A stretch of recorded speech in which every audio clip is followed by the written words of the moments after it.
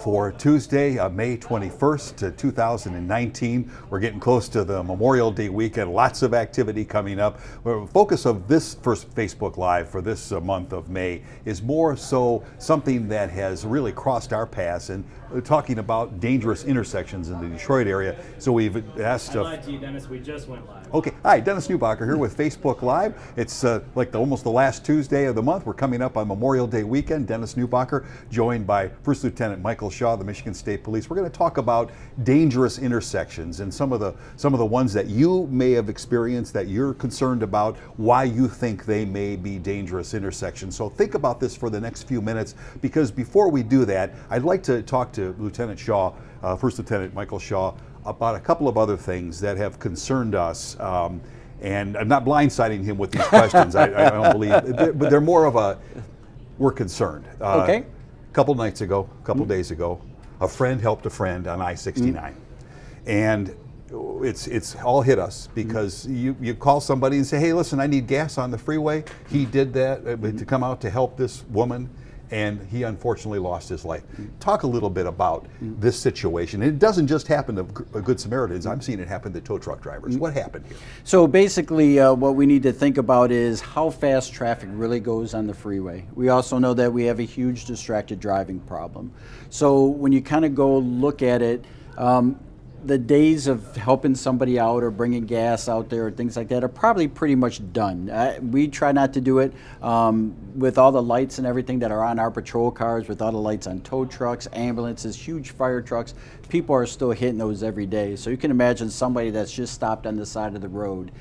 So we talk about the move over law a little bit, and we wanted to apply not legally, but just people that are sitting on the side of the road. You know, give them a little bit of space too as they're trying to change their tire. But we're asking people, if you get stuck out there and you need some gas, don't be afraid to give us a call. We'll be more than happy. Down here in the Detroit area, we have the MDOT service vans that will come out there. They have gas on board. They'll be able to come out there and provide you not only a little bit of traffic protection, but it is a shame that somebody that's just trying to do a good deed is going to go out there and and end up losing their lives or something like that. The insurance companies, we all have a lot of us have the road patrol, so to speak. They come out and help. Would that be a call you could make as well? So that's another thing. If you do have that opportunity, or you have that when you purchase your vehicle, or you're a part of AAA or one of the other road services, then that's also an opportunity. But take advantage of those MDOT service vans. All it is a call to 911 and tell them you need a service van to come out and help you on the freeway, and they'll be out there within a half hour or so. And you're suggesting, if you're stuck on the side of the road, instead of calling a friend because of the dangers of the speed on the freeway, to not call a friend, because obviously now a whole bunch of families are involved in this, and it's very sad what's going to happen. Funerals coming up this week as well.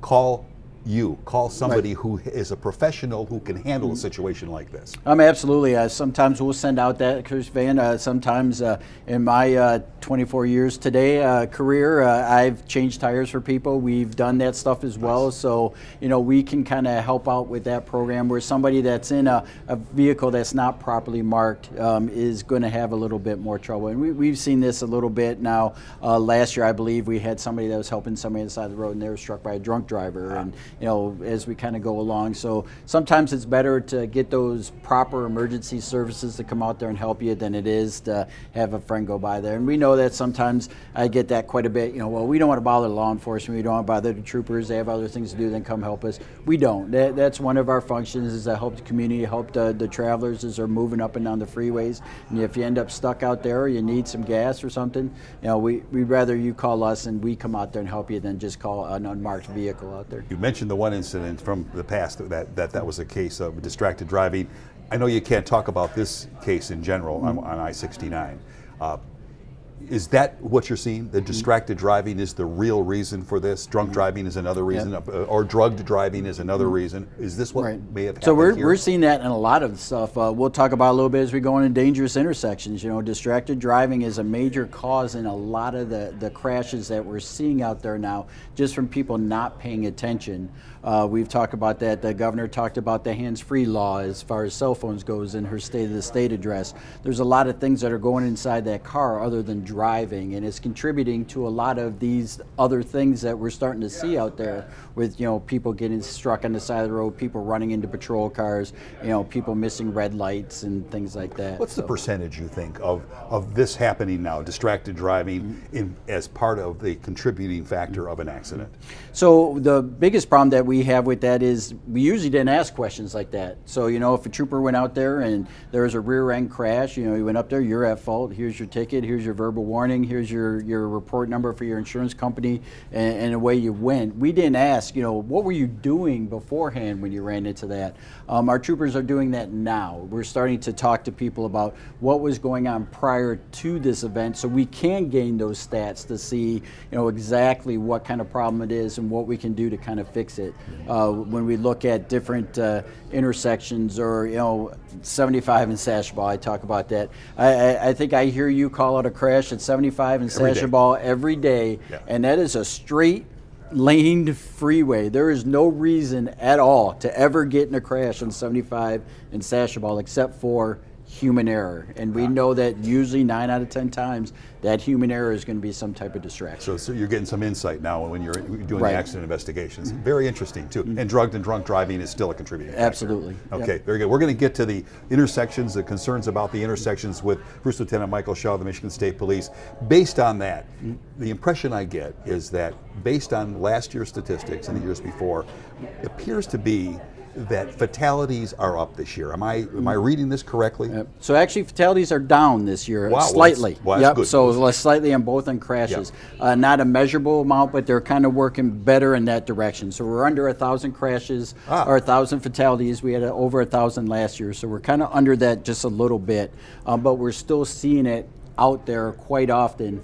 And again, it's it's the distracted driving. It's the things that the human error portion of it that's kind of doing that for us. Two other things. I think that's what really has surprised me on some of the accidents when we're hearing more of the information. Of course, we don't go beyond that, but we're trying to report it, is how many people are being ejected from their cars and trucks. I can't get over, and we're finding out they're not wearing their seatbelts. Obviously, I'm thinking that the seatbelt's not failing. The shoulder harness is not failing, so they're not wearing them. What is their thinking about this? So Michigan, we're pretty solid in seatbelt use. We're about a 92% for the state right now. So that's a good thing, but it's that 8% that's causing the problems for everybody else as far as going through there. And one of the commercials that we have out there now is we're not talking about tickets or anything. Yes, we have click it or ticket going on through there, but we're talking about what people are going to do when you're gone.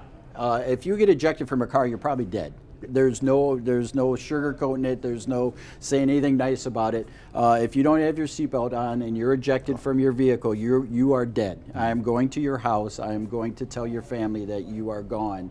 And the reason that you're gone is you didn't wear your seatbelt. So that's the angle that we're looking at it kind of now, because we've gotten most people that are going to comply either through a ticket or voluntary. We got that last 8% out there that are just going to be the diehards for whatever reason, and no pun intended, but that's what's going to happen, and that's kind of what we're talking about now. Is if you don't want to wear your seatbelt for yourself, then wear it for your family, for other people. Okay, one other thing too before we get to the intersections. Again, chime in if you think of an intersection that bothers you. Obviously, there's a list of them that we're going to have here too. Lieutenant Shaw is going to chime in on this as well. But saw the flooding recently. This was a surprise too to a lot of us. Not so much a surprise of the flooding, although there was quite a bit more, I think, than a lot of us were expecting. But how many people were driving into the flooded waters? Now, I guess a lot of us think we're going to make it, but what is the depth of the water we should be thinking about, or should we even be thinking about the depth of the water before we even decide to drive in? So you should never drive through standing water. It takes about 6 inches to start to move your car around, cause you some difficulties. So when you look at there, everybody knows the tunnel on M10 underneath Cobo Hall. We all know that gets about anywhere between 6 to 8 feet of water when that does flood. Oh, boy. Still got people that just plow right into there and and hope for the best. If the water comes up over your tailpipe, you're done. just going to Is that what it stuffs stall the your engine car. out at Yep, that point? Yeah. knock your car out and you're kind of stuck in there. And then we got to send either a tow truck driver, a trooper, or somebody to come save you. So if you see standing water out there, you're better off just to take another route, go around it. Listen to WWJ, listen to local news to kind of tell you where the flooding's going on. Sure. Yeah. Yep, and then you can kind of replan your route. Yeah. I think that's the biggest problem that we see a lot of times is people only know one way to get to work and one way home. Yeah. And if there's any deviation to that one way there or one way back, they're done. I know confuse them. this Waze app that we're now involved in on our traffic, which is really great. We appreciate all the Wazers. They really offer a lot of alternatives to folks to get around some of these problems that are on the freeways. So maybe that's going to help as well. Absolutely. We try to remember to give alternatives, but a lot of times in the morning for me, I'm hesitant because I don't want people to get on some of these roads where the school buses are, where they're not used to driving on these roads. They start driving faster. They don't know the lights. They don't know anything. Then they cause accidents. That causes a problem. It does, and a lot of times, even if MDOT sets a specific route that says that's a detour,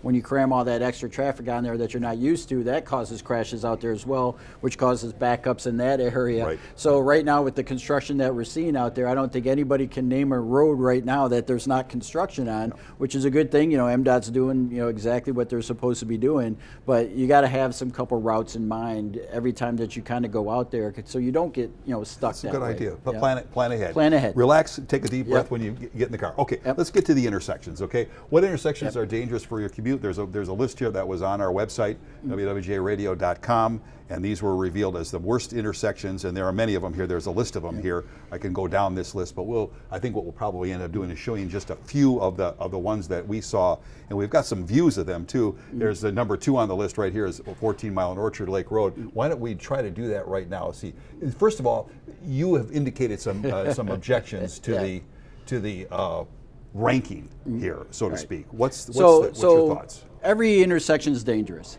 no matter what, because you have traffic that's crossing each other. That's always dangerous. Right. So when these for-profit companies come out there and they take a look at it, what criteria are they actually using as it being dangerous? So for MSP, we just throw the stats out there. We don't rank them. There's a lot of times that you'll see these are compiled by the Michigan State Police, and that's not true at all. We don't rank anything. There's nothing that happens to that effect. For me, the most dangerous intersection is the one where somebody hits me in. That just became number one, in my life, and that just becomes number one in everybody else's. Sure. So when you look at these intersections, they're all dangerous and you all have to use precaution, but don't kind of take a look at it because one of them may do it by numbers. They may say we had 150 crashes here and 2 injuries. So this is the most dangerous one. Or another for-profit company will come out there and make another list and they'll do it on different criterias. Oh. So, stats can be manipulated however you want to do it. Sure. So consider all intersections dangerous and drive appropriately when you kind of go through there. Right. There's one intersection that's not so dangerous, and now this is where I'll get booed and all the hate mail will come up there, is a roundabout. Roundabouts are statistically proven to reduce crashes in intersections, and then the crashes that do happen usually are very minor fender benders. So people will say that roundabouts are bad. No, it's just the drivers that's uneducated using these roundabouts. That's how we're going to really reduce a lot of these crashes. So I would expect to see more roundabouts instead of less. Okay, you've been in them a lot because you're not only in your job, but obviously on a personal level. What is your suggestion to eliminate some of the accidents we are seeing in the roundabouts? Because there are people who still just go, I avoid these if I can. Right. I got an accident the last time. Generally find out the reason why. What's the reason why? So basically there's 2 reasons that it happens. One, they don't yield. So when you come up on the roundabout, there's a yield sign there, you got to yield. Right. So as kids, we're always taught by mom, how to stop. Mom says, stop that, don't do that, don't stop. Nobody ever teaches us how to yield. That's true. What you got to do is you kind of slow down and you look for that break of traffic and you get in. Okay. And then once you get into that lane, you have to do what that lane tells you to do, because the other lane's doing it as well. So we'll see a lot of crashes where people will think that they can dart over into the other lane where that traffic's continuing on. Mm-hmm. So just follow it around, and we've all seen European Vacation. If you did it wrong the first time, then go around and see Big Ben and Parliament again until you can work your way over and kind of get off on that roundabout. Sure. That's the best part about it, is it's just a circle. You're not going anywhere. You just got to get in that right lane to go where you're supposed to go. Motorcyclists have been a little bit concerned about them as well. Yep. And that's the thing for a motorcycle. motorcycle, just because of the yield factor, is it's hard for people to see bikes anyways, so they don't really look for them. Right. So as they're working their way around that roundabout, somebody may focus on the car that's behind them and not actually see that motorcycle. So motorcyclists have to be particularly careful at all intersections. We know that for motorcycle safety, the main place that a crash happens isn't on the freeway, it's on the surface streets, and it's usually on an intersection, and it's usually during a left turn. Absolutely, absolutely. Okay, very good. So, okay, we talked about intersections. Any intersections really is dangerous. If you don't pay attention, you're going to be. But here's some of the dangerous intersections. Let's say, first of all, what makes an intersection dangerous? Well, you kind of said that already. So basically, you have two sets of traffic that are coming at each other at a 90-degree angle. That's what makes it bad. You got them coming towards you, you're coming from the left, and you're coming from the right. So there's some type of traffic control at that intersection to control it. Be it a smaller intersection, it's a stop sign. A larger intersection, it may be a traffic control device like a traffic light. And then sometime in the neighborhood, those intersections are bad too, because some of them may not mark at all, and you're going back to the basic right-of-way law, which a lot of people don't quite grasp because they don't remember. The person to the right has the right of way. Okay. Absolutely. All right. And that's what we thought with the four-way stop when the traffic signals weren't working. But that doesn't work anymore. Everybody comes to a stop. Everybody comes to a stop. When the power's out, traffic signal's not working, everybody comes to a stop. Even if there's nobody in that intersection, you still have to come to a complete stop. Excellent. Okay, very good. Dangerous intersection highlights. Okay, let's go to 14 Mile and Orchard Lake Road, and I think that's going to pop up right here. There we are. That's the roundabout That's there the roundabout. to Northwestern Highway. This is, we had one the other day, if I'm not mistaken, Rob. It exited right here at the roundabout, 14 Mile and Orchard Lake Road. Farmington Hills, West Bloomfield area right here. Bloomfield, so most of the problem with this intersection is lack of education on the driver. This is going to be driver error 99% of the time. It's just because they're not kind of This is the used yield to it. sign right in here, right? So this is the yield sign. So as you come in there, if you're in this part right here, then all you got to do is just kind of follow that around,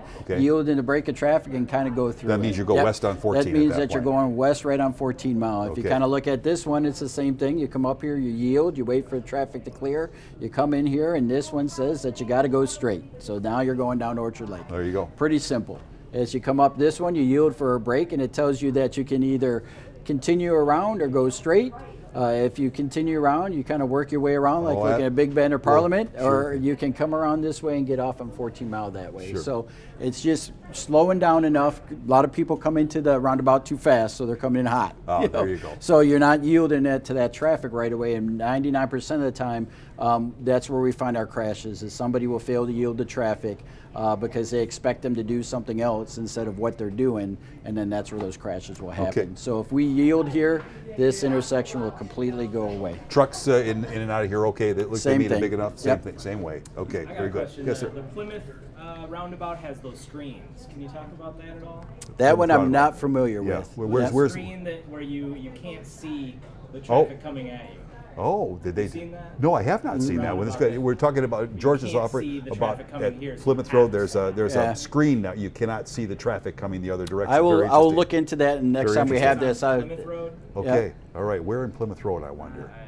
I've got to think about it. Is it out in the Ann Arbor area? You think? Yep, we'll look into that one and find out there. Is it in the Ann Arbor area, or are we back closer to Detroit on that? Towards Detroit. Okay, okay. We need to look at that. That's a good one. That's a good point. Okay. All right, 12 Mile and Telegraph. This is like crazy, this intersection.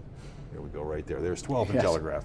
So this one, the biggest is just the amount of traffic that's here. If anybody's familiar with Telegraph and 12 Mile, you got 12 Oak Mall over here. You got a bunch of shopping over here. But it's the same thing as you kind of look at it. And the biggest factor for this intersection is people that don't pay attention to the traffic light. So we try to get that pink light as we kind of go through, or somebody jumps a little early. And that's where a lot of the crashes happen here. So you have to make sure, if you're a driver, take that look, even though the light turns green and you have to go, so the guy behind you don't be landing on the horn. Take that look, because a lot of people are trying to sneak through these intersections now, especially you've been sitting there for a while. So you've been sitting there for a while, your patience is gone, the light turns. I saw somebody the other day in front of me, he didn't even stay. He got so tired of waiting, he just left. They'll just go.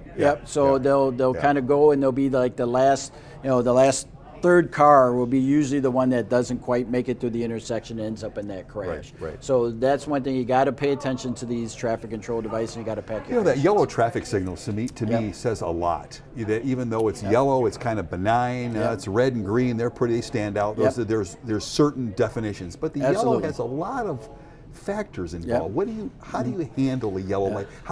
I'm thinking. Here's 696 down here. I Right. need to get into this far right lane because I need to get onto westbound 696. Right. So I'm all the way over here. The yellow light starts right about here. What do I have to do here? Right. So if you're not in the intersection and you can stop, you're required by stop.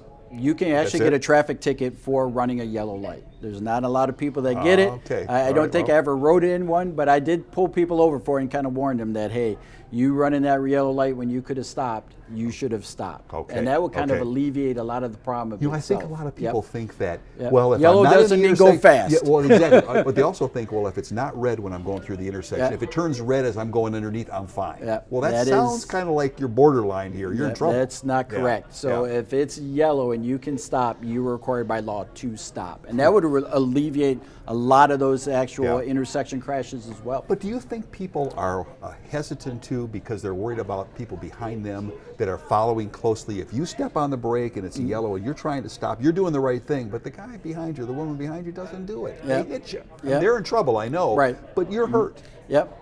But if you continue on and you go through there and then you hit somebody else, now you're at fault. Okay, So okay. now you're at fault in the crash. You're still hurt.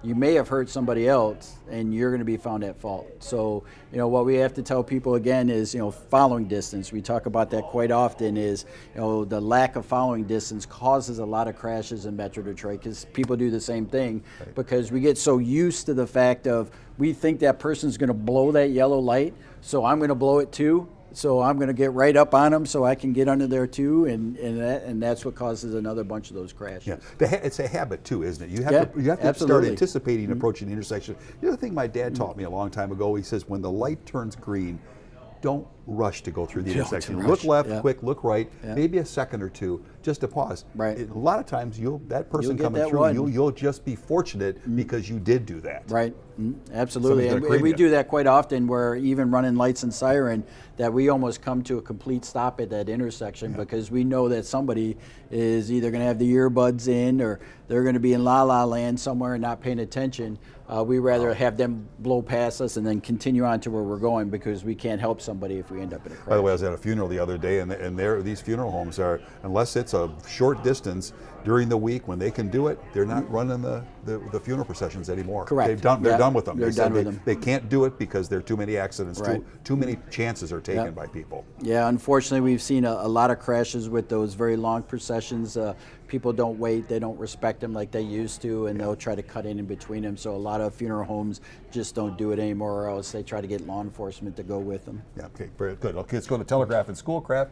This is that one, if I'm not mistaken, that big flyover bridge Right, there. yeah, That's so this is- there's our famous White Castle. I've been there before. Right. Yep. So at this one, I think even when you look at it on the map here, you're confused as Yeah. it kind of comes up on there. So as you come along here, there's a lot of problems here. These are no turn on red. Right.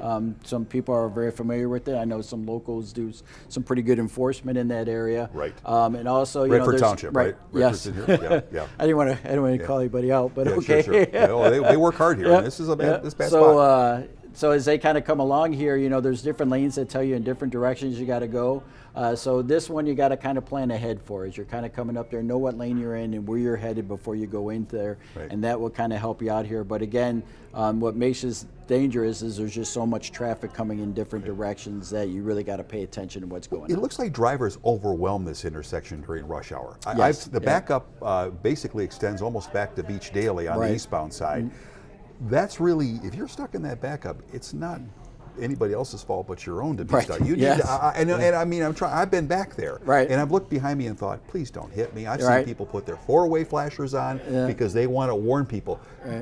Plan ahead. Exit at Beach Daily, go beyond Yeah. our drive, but nobody wants to do that. Nobody wants to do that because it takes Is this you a out of your way. traffic signal Yep. problem up here, I or think what- some of it may be a timing issue that does that, but also, everybody's trying to get on the freeway. So Right. this is a major way onto the freeway. Absolutely. You got Telegraph, that's a major thoroughfare that goes through that people try to go different directions. So, Yeah. this everything kind of meets right here in this little hub here. So this is one of those intersections that are just dangerous by their nature. Yeah, absolutely. Okay, Telegraph and 996, now Hall Road and Shaner. That's a very popular one too, up on Yep. the east side. There it is, right Yep. there. We can actually do a round Yep. a view of this if we wanted to. And there's all sorts of activity. This is a busy intersection. It's crazy. So It's this crazy. this intersection is busy. For one, anybody that goes up and down Hall Road knows that that entire roadway is just busy. Even though they've done a lot of construction and opened it up, Right. it's just a busy spot. There's so many places to go for shopping, things like that. Right. There's a lot of distraction on the side of the road by itself, even without somebody picking up a cell phone or doing anything different. Right. There's just a lot of stuff going on there.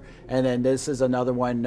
This is one of the main areas where they do Operation Ghost Rider during distracted driving time. Oh, wow. And Okay. we Good to end know. up not doing a lot of distracted driving here. We do a lot of signal enforcement where people are running a lot of red lights in this area because, again, you get upset because you've been on Hall Road forever, or M59, depending on where you're at on it, and you've been waiting in that traffic, and you come up to that intersection and it turns yellow, and then you're like, well, I'm gonna give it my best shot, and then it turns red, and as you kind of plow there, and Yeah, somebody yeah. nails your broadside. So you got to pay attention to those signals. Well, and for me, who's a West Sider, the East Side and West Side's different. You have to Right. plan ahead. If you're going to the East Side, let's say for a wedding or a get together this coming weekend for the holidays, in fact, Right. if you're not used to M59, you come off of that freeway and approach Mound Road to Van Dyke.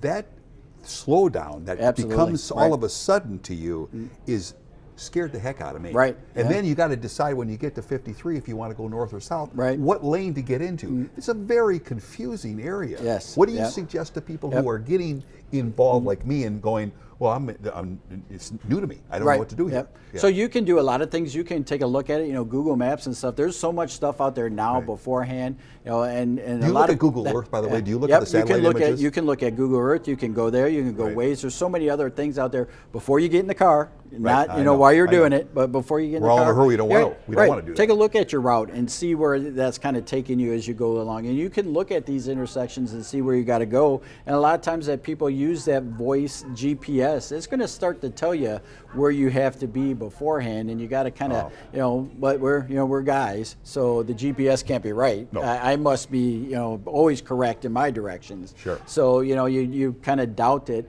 And if there's nothing wrong with turning around and going up to the next one and coming back around Sure. if you mess it up. And makes I think sense. a lot of people don't do that. When we try to pass people in traffic, we always try to speed up and go around them instead of, if you just slow down, you could phase right back in behind them. Yeah. If you miss your lane and you're not supposed to turn, instead of turning on your turn signal in the right lane and trying to wait for all the traffic to clear, just go up to the next turnaround and do it. It's not rocket science. It's No. just driving a car. I'm getting the impression if we don't cooperate, we're going to have autonomous vehicles quicker than we think because right. they're going to want to take the car, They're gonna take everybody the steering out of wheel it. out of Right. it. Exactly, take the human error. Again, Yep. we're talking about intersections, dangerous intersections in the Detroit area. You have anything you want to say, any comments, please share this information. We thank you for looking in with First Lieutenant Michael Shaw talking about this right now. This is another one. Our producer Rob Velasic lives downriver. There have been a lot of accidents everywhere. I've been reporting lately, I don't know how many, West 94 in Jackson area, how many along southbound I-75. He's witnessed to the south of the city, and we'll take a look at this right now at this one that he drove by right here. And I think I can click it Did twice. you Is that point right? on Darryl? Oh, yeah, those You Darryl. We'll go you back missed to Darryl. Darryl. I forgot Yeah, Darryl. Yeah. yeah. But this is an intersection or a situation yesterday. overturned, and I think this is a gravel hauler, if I'm not mistaken, right? Yeah. So first of all, Yeah. this is not to begrudge the work that gravel haul people do. They do hard work, but there appear to be a number of gravel haul accidents. What can we point a finger of blame, not necessarily at companies? Are they trying to make a load fast to get to one from point A to point B? What's happening here? Well, that load starts to shift, that pup starts to shake, and it starts to wag, basically. And this is what happens. Yeah. So Or about a lot of people are 90%. getting, don't get me wrong, and people are truck. I love the truck drivers. They're the best drivers. They help us out a lot, but they get cut off. They have to stop suddenly because people don't like them. Right. They don't like fuel tank haulers. I can't believe that. But in this instance, who knows what happened here? Right. I don't know. Yep. I don't know. But this so is you what we're do seeing. see some of that. So some of it is speed, but a lot of it, unfortunately, is we're seeing a lot of people that just aren't giving semi trucks the room that Okay, they used that's to it. have. Yeah. It used to be kind of a rule, if you can't see my mirrors, I can't see you type of deal, where it used to be on the back of all the trucks. Right. Well, now people are we're not giving enough room to little tiny, Kia Souls, let alone, a big semi like this. And a lot of the semi drivers, they'll tell you after these crashes and stuff, I had a couple of choices. I could run over the little car that cut me off, or I can, jam on the brakes and hope I can ride it out, or I'm going to put it into the wall or into the ditch because I don't want to kill anybody. They may have saved some lives. So they may have saved some lives. My apologies. Yeah. I wasn't trying to also, I wasn't trying to there's also a couple of drivers out there that that are probably going a little bit too fast, and you can usually tell there if it's a single vehicle crash involving a semi and it's on a ramp that is in a curve, that means the truck driver is going too fast for the curve. I mean, that's pretty easy to see. Usually if it's in traffic like this, usually the problem is somebody cut this poor person off. Yeah, boy, after saying that, I'm feeling kind of badly because I have such a nice, good relationship with all the folks that listen to WWJ. This was, again, not to misalign how my feeling. The truckers are the greatest. But when you see this, you say to yourself, "God, how did this happen?" Right. But now saying, "Hey, listen, you may have saved a life in the process." That's good. But that happens in certain areas a lot too. Is there a reason for that? And some of it is kind of weird. A lot of we talk about the ramps. We see a lot of the semi crashes on the ramps just because they're going too fast for so that the little yellow sign that's on there, the prima facie speed limit, that's the suggested speed limit that goes around there. Usually if you go over that, and those are actually set almost like half to what they're supposed to be, just to kind of get people to slow down a bit. Usually that's on the semi. Usually if it's just a semi driving straight down the freeway, usually they got cut off by somebody.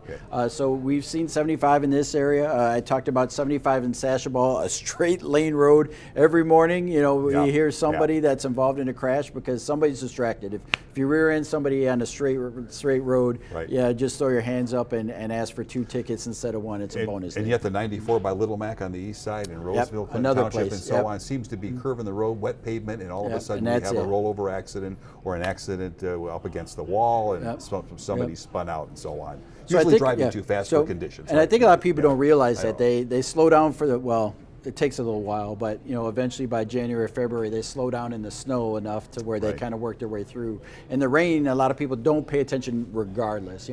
Oh, it's just rain, it's not really going to affect it, but that affects you too. If your tires are underinflated, if your tires are a little balding, you haven't checked them in a while, you're driving a little bit too fast, that rain's going to catch you and it's usually going to spin you out and hit you into the wall. I guess it doesn't take much of a film of water, does it, for hydroplaning? It doesn't. So that's one thing that you got to kind of think about as you go through there, is slow it down. If you're involved in any type of single vehicle crash, 99% of the time that's the driver's fault. Okay, very good. We'll go back to Daryl, the construction barrel. The construction barrel. Stop on the top right here. Which one now? A little lower. Right here. There we go. There's Daryl, the construction barrel. We'll bring him up here so we can see.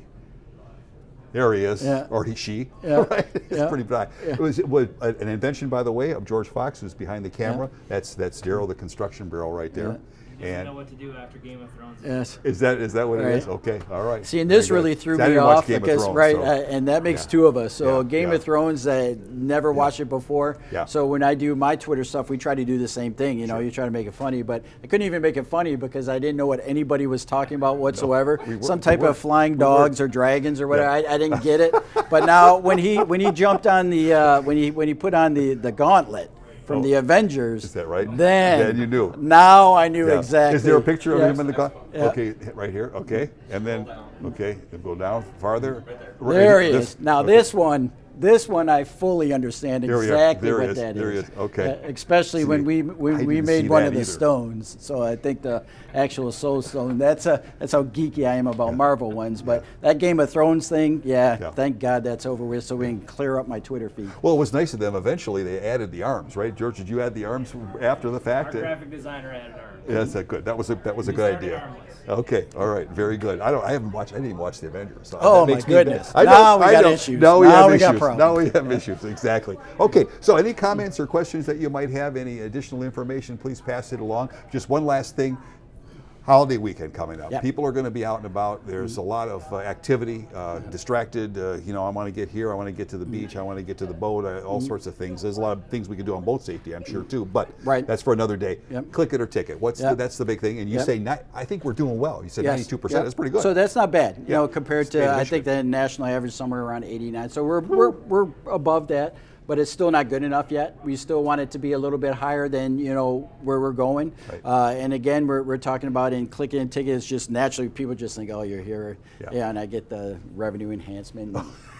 that kind of garbage. But all we want to do is people to go up there and Friday Care Weekend starts. We want you to go to where you got to go, hang out, have a good time with your family, come home, make it to work on Tuesday. Yeah, I mean, that's the goal for what this is for.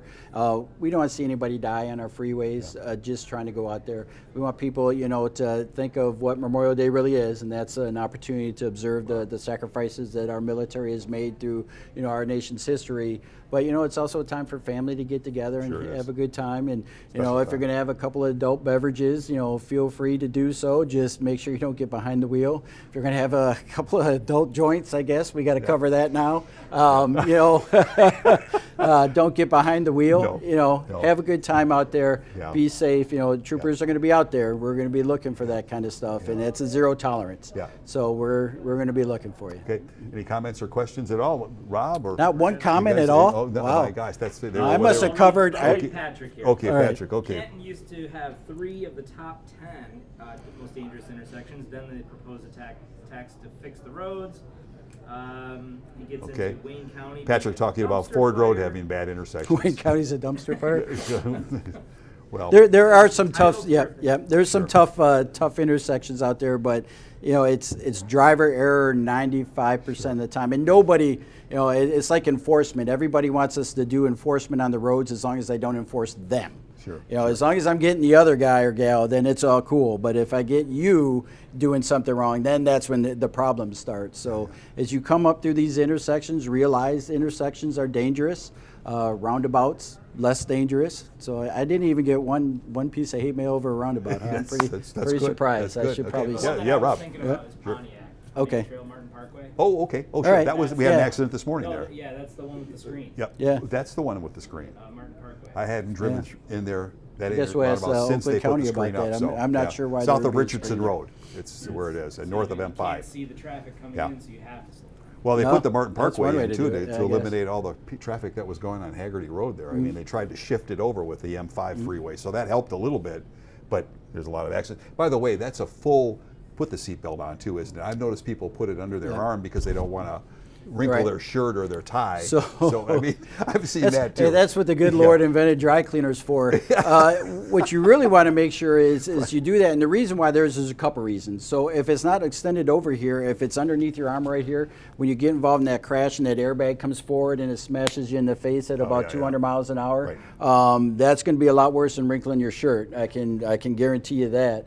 The second thing is when that belt contracts, it's actually going to snap your ribs for you too. So there's a real reason why that seatbelt is supposed to be wearing that way. And again, it's for booster seats as well for your kids, is you always want to make sure that that strap kind of comes underneath. Now, nobody wants to tell a short, 12-year-old that they should be in a booster seat, but you also don't want them to get hurt. So sometimes you got to explain that seatbelt should go right over here, and if it's not in the right space. And sometimes you'll need a booster seat to kind of bring your child up to that size. And is there a distance? Is there a trick to There you remember go. where that's supposed to be? Is it like just Yep. inside the top of the shoulder? So so it would just kind of go, if you kind of look where my whistle chain is, everybody should wear a whistle chain, and then you'll know where your seatbelt goes. So, but if you can kind of put it in the middle between, your shoulder here and your collarbone, if it kind of sits in the middle here and it should be snug, you'll be fine. And how about distance?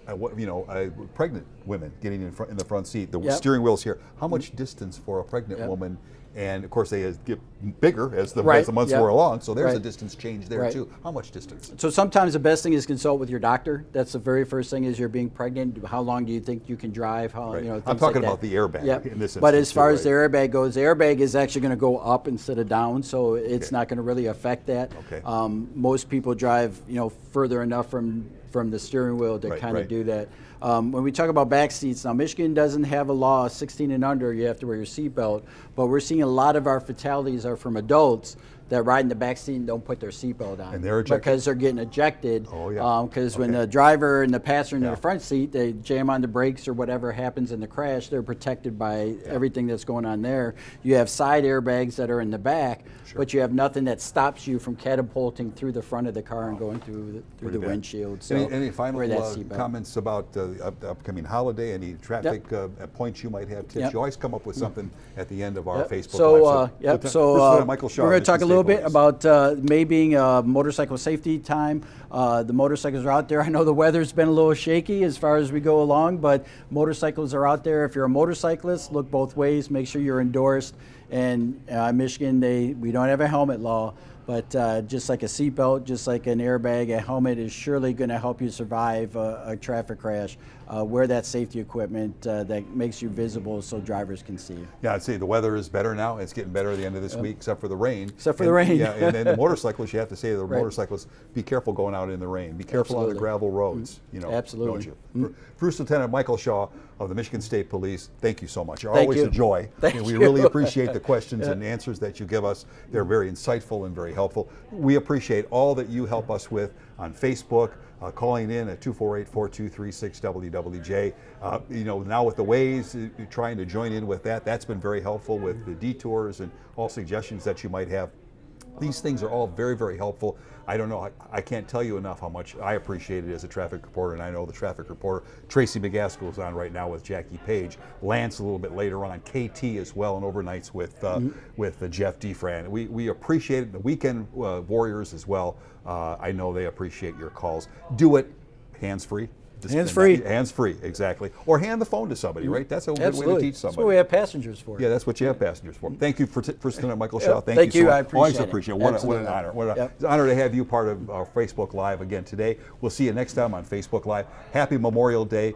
Spend it wisely. Be careful. We want to talk to you again next time on Facebook Live. Take care.